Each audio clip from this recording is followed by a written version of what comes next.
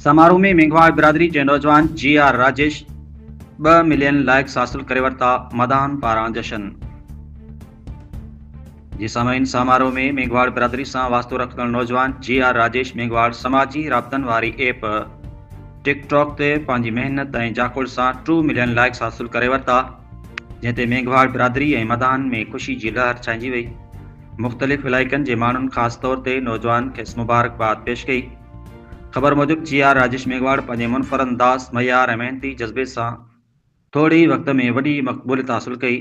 संदसि कामयाबी की खुशी में कराची में ख़ास तकरीब मुनक़द कई वई, जिते मदान ऐं दोस्तनि सां गॾु केक काटियो वियो।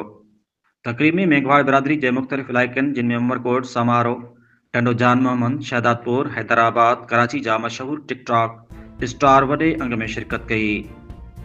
तकरीब में नेशनल प्रेस क्लब समारोह जो सहाफ़ी पवन गोयल मेघवाड़ मौजूद हो, जॾहिं सिंध जा केतराई मशहूर टिकटॉक स्टार जिनमें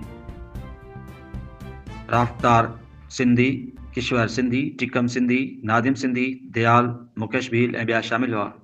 इन मौके ते जी.आर. राजेश के मुबारकबाद पेश कई वई। तकरीब दौरान जी.आर. राजेश मेघवाड़ मदाउन जो शुक्रियो अदा कंदे चयो त संदन कामयाबी महिनत ऐं संदसि मुहबत जो नतीजो आहे। इन वाइदो कयो त हू अॻिते पंहिंजे मुनफरद अंदाज़ ऐं मुस्बत मवाद ज़रिए मदाउन खे विंदराईंदो। मेघवाड़ बिरादरी के माण्हुनि ख़ुसूसन नौजवाननि जी.आर. राजेश की कामयाबी के सराहींदे इन लाइ नेक तमन्नाऊं पेश कयूं, जॾहिं समारोह उमरकोट ऐं ॿियनि इलाइक़नि में संदसि कामयाबी के वॾी हौसला अफ़ज़ाई तौरु ॾिठो पियो वञे। रिपोर्ट डॉक्टर एम लाल वाघाणी, डिवीज़नल ब्यूरो चीफ।